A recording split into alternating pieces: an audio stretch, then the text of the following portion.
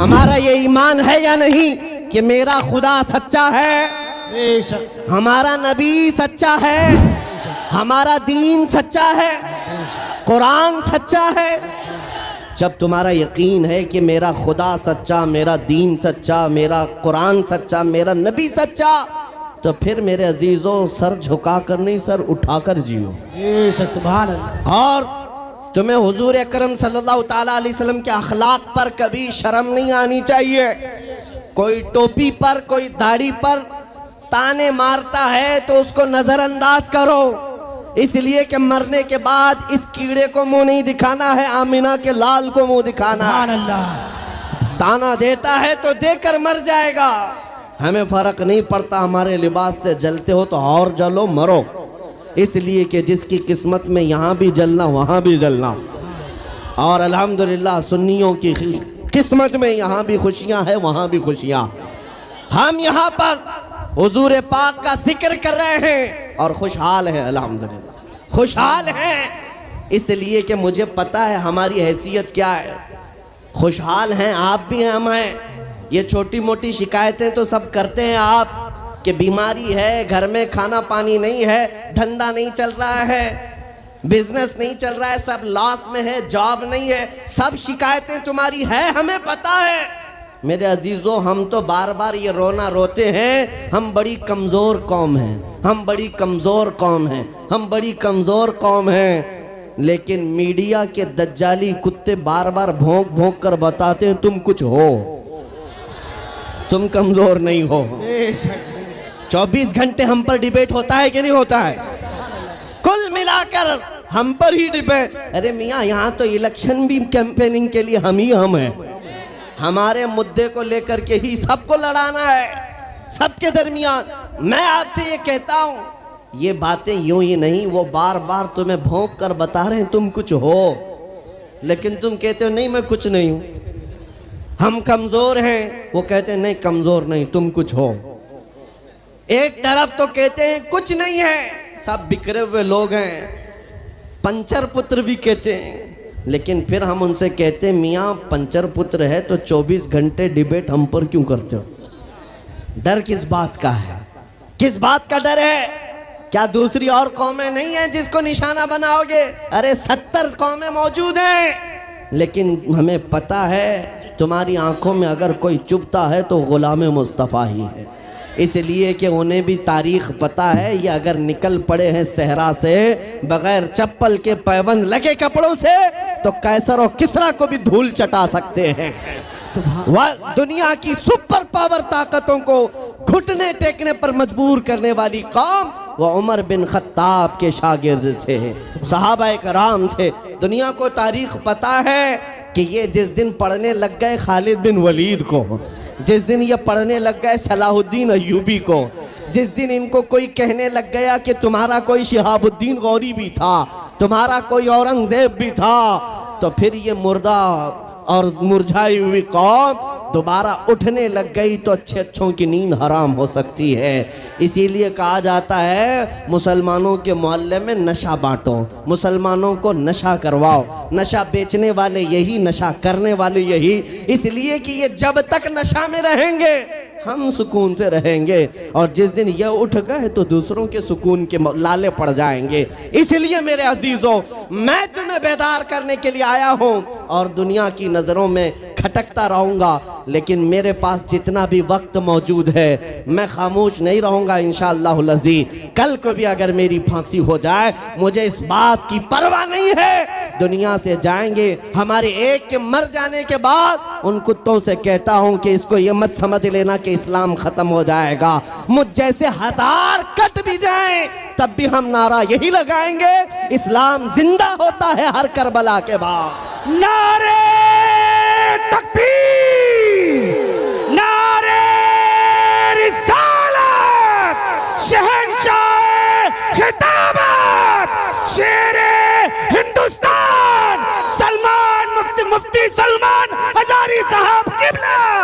सुभान अल्लाह, सुभान अल्लाह। मेरे अजीजों, बात आज ईमान की है।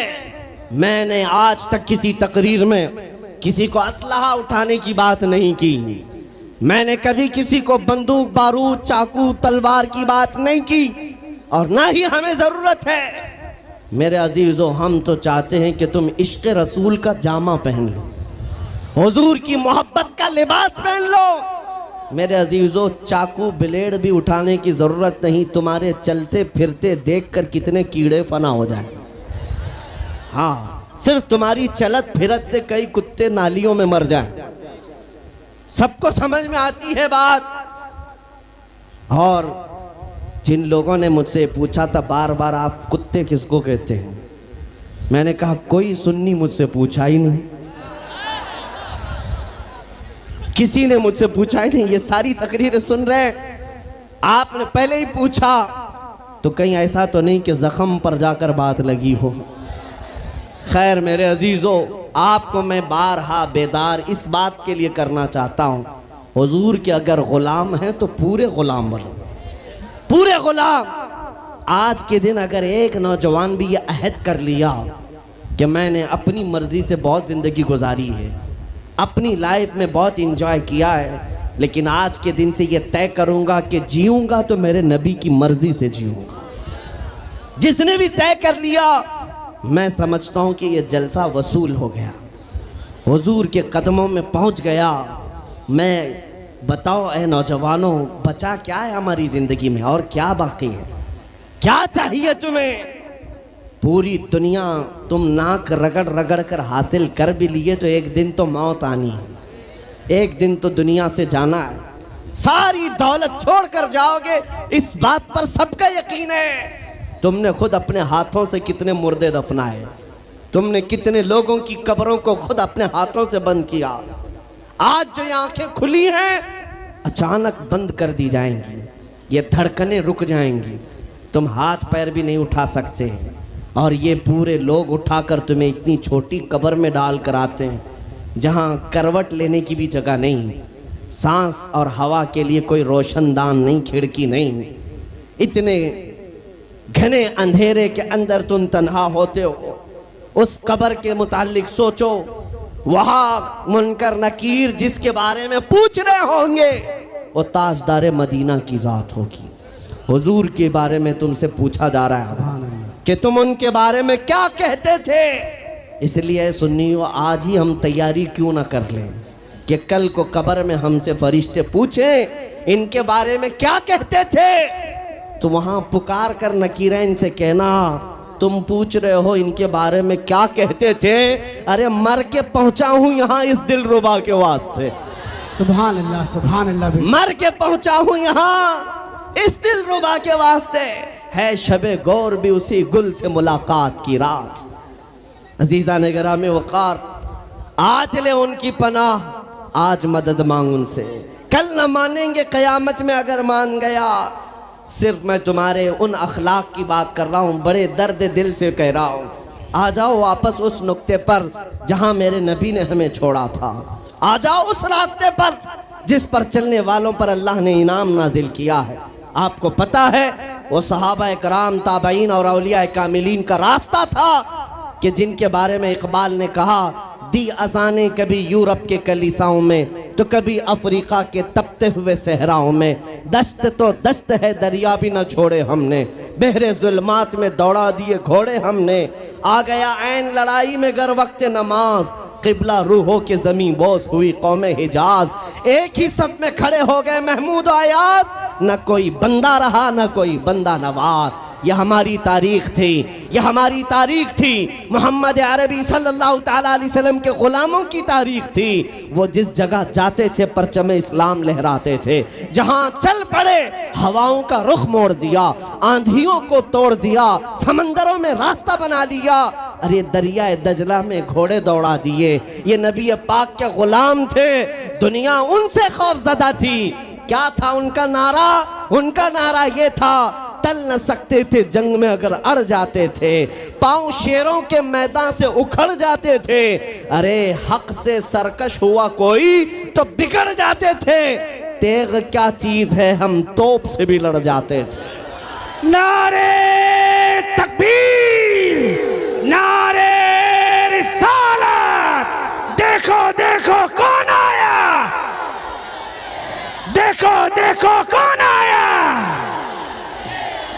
तवज्जो की बात है, हम उस कौम के वारिसीन में से हैं दुनिया जिनकी तारीख जानती है। आपको पता है अंग्रेज तारीख दान है, अंग्रेज है, उसका कोई ताल्लुक मेरे दीन से नहीं, लेकिन तारीख लिखने में उसने ये बात लिखी कि मैंने ऐसा जर्नेल देखा ही नहीं जैसा सलाहुद्दीन था, इसलिए कि उसके जज्बे जैसा मैंने एक भी जर्नल देखा नहीं।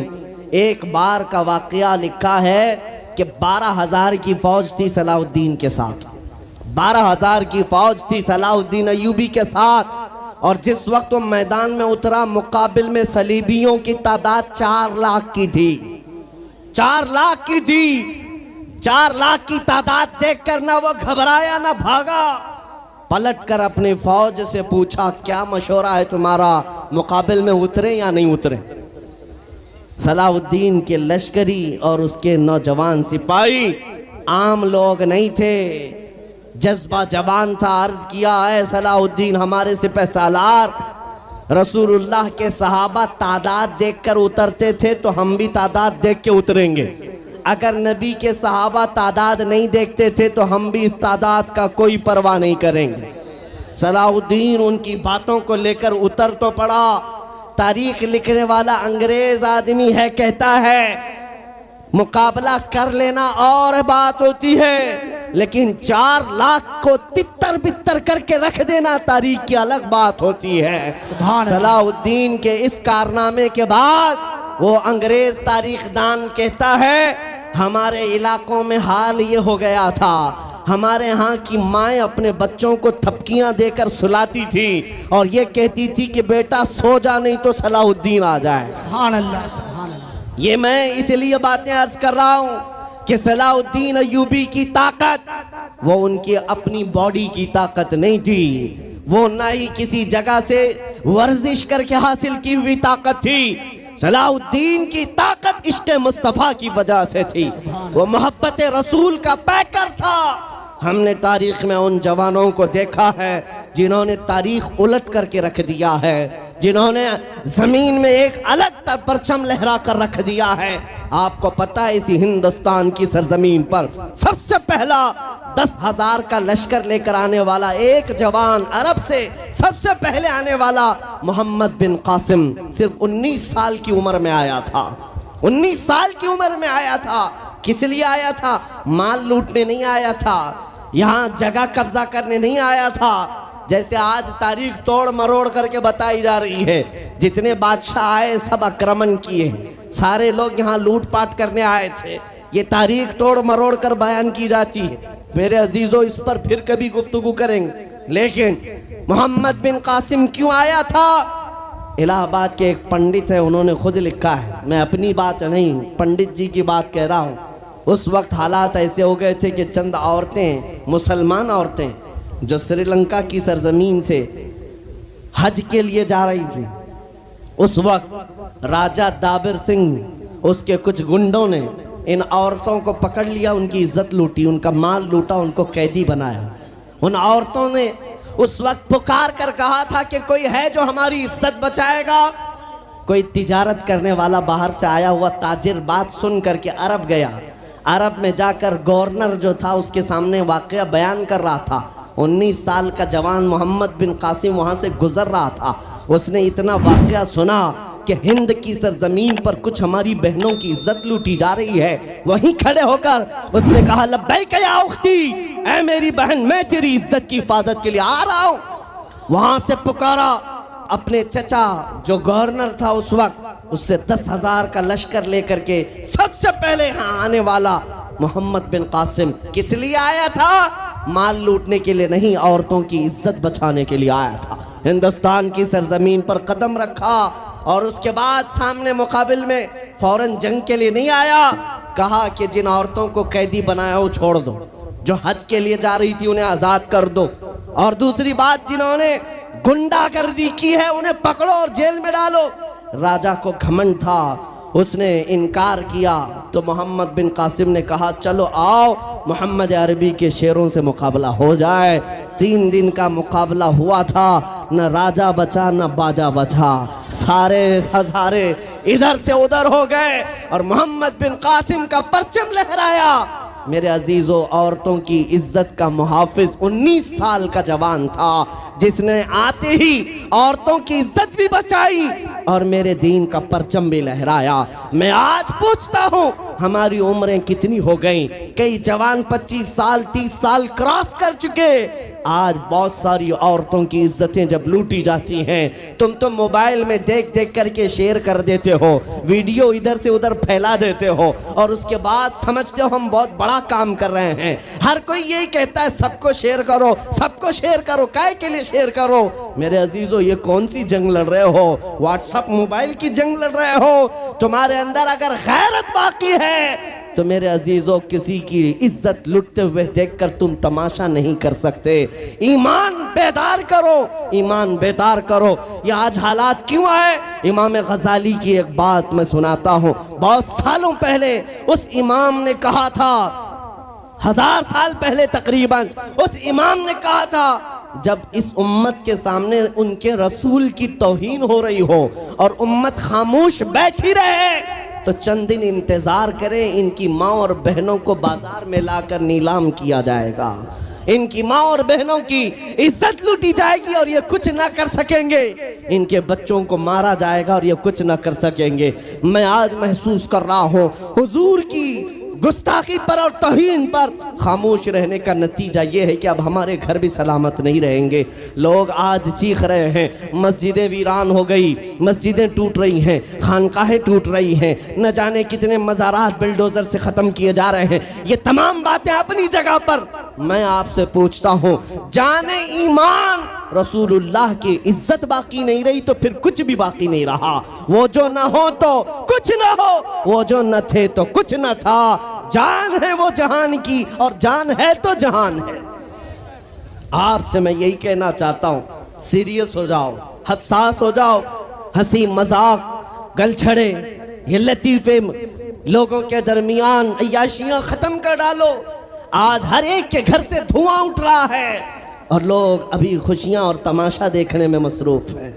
आज पूरी दुनिया में जो तमाशा है आप नहीं अंदाजा कर सकते। फिलिस्तीन के बच्चों के साथ खून की होली खेली जाती है। हमने इराक में देखा है चंद साल पहले जहां मैदान में खेला करते थे लोग, आज वो मैदान कब्रों से भर चुका है, कब्रों से भर चुका है। इतनी मौतें होती हैं कि जनाजा उठाने के लिए लोग नहीं होते, जनाजा उठाने के लिए लोग नहीं होते। ये तमाम हालात क्यों पैदा हुए? मुल्क शाम के हालात इतने सख्त तरीन हो गए हैं कि तकरीबन 50 लाख के करीब बेघर हो चुके लोग, जिनका घर नहीं, सब टूट चुका। ये हालात देखकर मैं आपसे कहता हूँ बेदार हो जाओ और अमल की तरफ आ जाओ। क्या अब भी तुम्हें अजानें नहीं उठाती? नमाजों के लिए दौड़ते नहीं? अल्लाह का कहर जब आता है, पकड़ आती है, तो फिर कोई तुम्हें नहीं बचा सकता, कोई नहीं बचा सकता।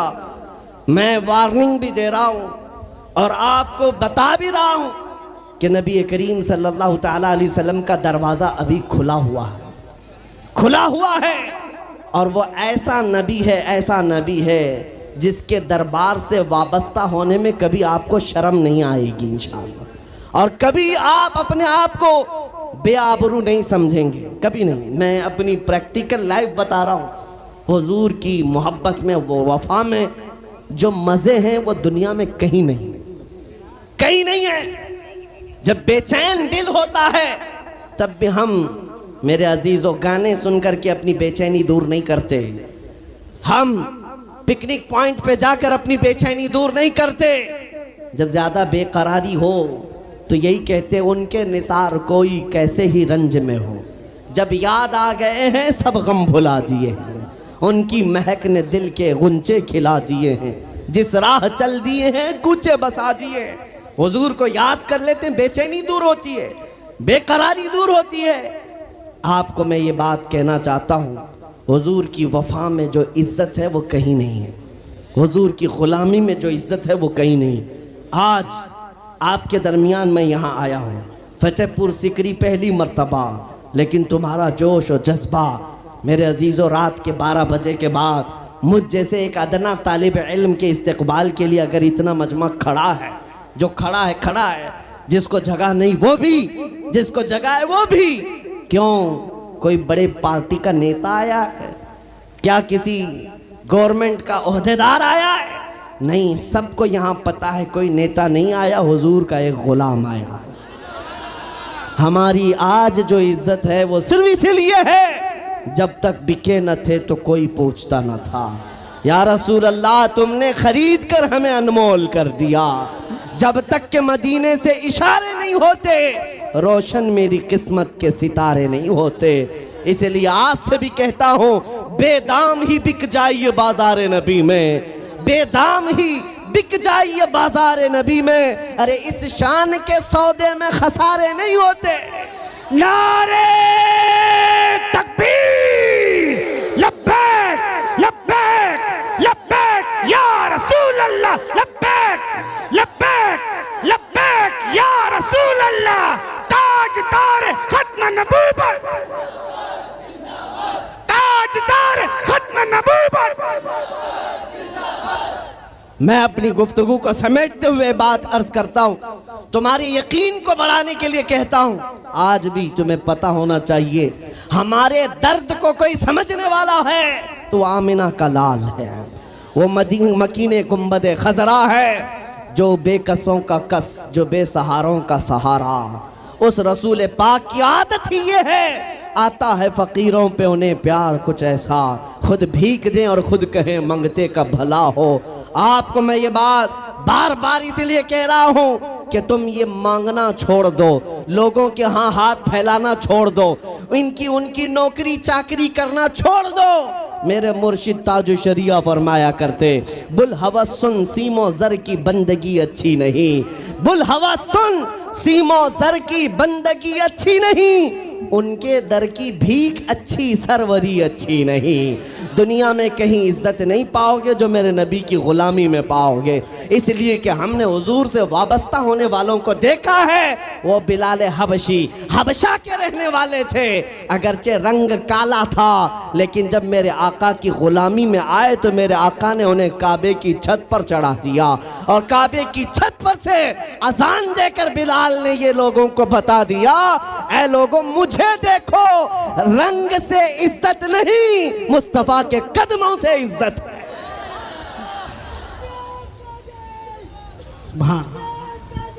अजीज़ान इकराम वक़ार, तवज्जो चाहता हूँ, हुजूर की गुलामी में जो इज्जत है वो हमने देखी है। जो लोग सहाबाए कराम,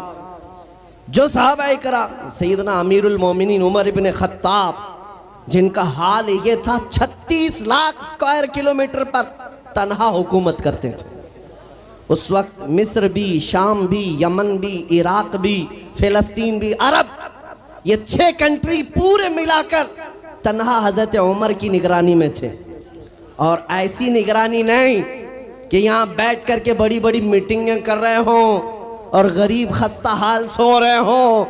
उस खलीफा इस्लाम का हाल ये था, वो मदीने में बैठकर खिलाफत कर रहा था, और बड़ी दूर एक औरत अपनी बेटी से कह रही है कि आज थोड़ा दूध में पानी मिला ले। बेटी कहती नहीं, खलीफा उमर बिन खत्ताब की खिलाफत है, उमर इब्न खत्ताब की खिलाफत है। घरों में तक उमर इब्न खत्ताब की निगरानी थी। ये कौन? उमर इब्न खत्ताब रज़ियल्लाहु ताला अन्हु, जिन्होंने लोगों का खून चूस करके हुकूमत की कुर्सी नहीं बिठाई। और दूसरी बात ये भी कि वो उमर सादा ज़िंदगी गुजारने वाले, उनकी सिक्योरिटी भी ऐसी नहीं थी कि रोल्स रॉयस लगी हुई हो, काली गाड़ियाँ आगे पीछे घूमती हों।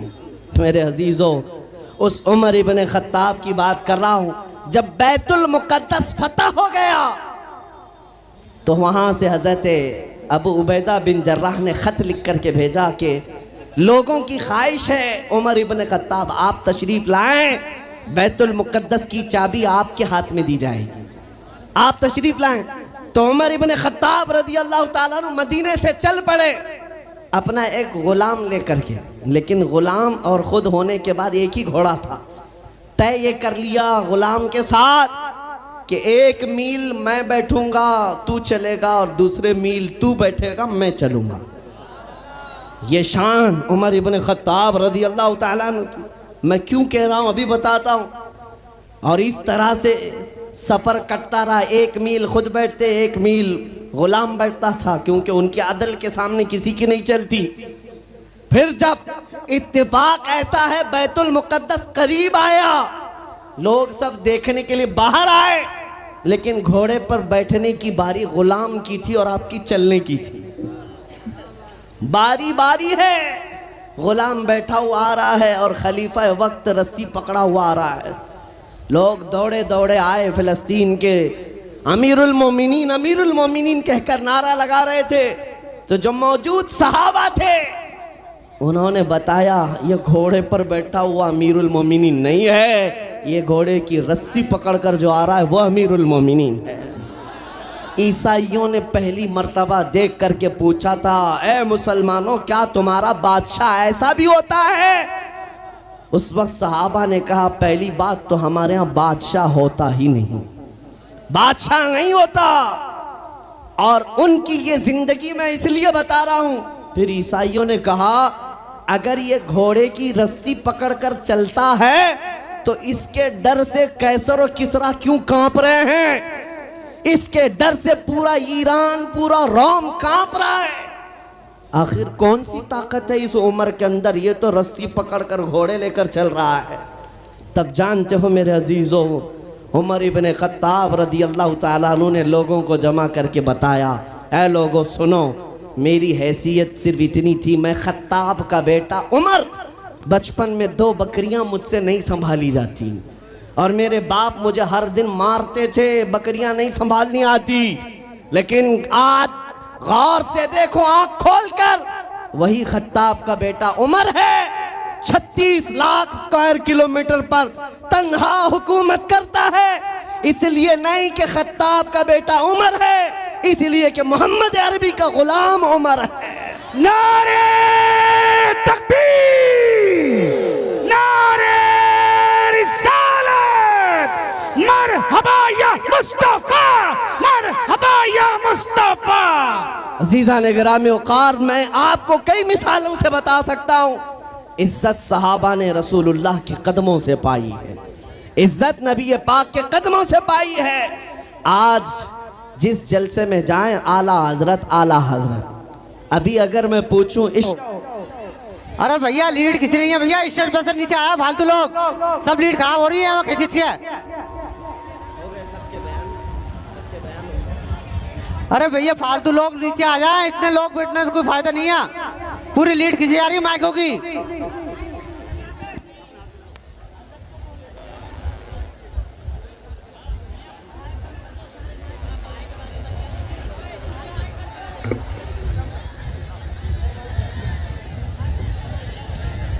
मिंबर नूर पर जलवाबार उलमाए ज़वील एहतराम, मशाइख सादात, हाज़रीन अहले सुन्नत व जमात, अस्सलामु अलैकुम व रहमतुल्लाहि व बरकातुहू। अल्हम्दुलिल्लाह, अल्हम्दुलिल्लाहिल हन्नानिल मन्नान, अल्लज़ी खलक़ल इंसान व अल्लमहुल बयान, वस्सलातु वस्सलामु अला रसूलिही सय्यिदिल इंसी वल जान व अला आलिही व अस्हाबिही ज़विल खैरि वल इहसान, अम्मा बाद, फ़अऊज़ु बिल्लाहि मिनश शैतानिर रजीम, बिस्मिल्लाहिर रहमानिर रहीम। क़ुल बिफ़ज़लिल्लाहि व बिरहमतिही फ़बिज़ालिका फ़ल्यफ़रहू, सदक़ल्लाहु मौलानल अज़ीम। बारगाह रिसालत मुआब सल्लल्लाहु तआला अलैहि वसल्लम में दुरूद पाक का हदिया पेश करें। अल्लाहुम्मा सल्लि अला सय्यिदिना व मौलाना मुहम्मद मअदनिल जूदि वल करम व आलिहि व अस्हाबिहिल किराम व इब्निहिल करीम व बारिक व सल्लिम सलातन दाइमतन सरमदन अबदा। अज़ीज़ान गिरामी वक़ार, रसूल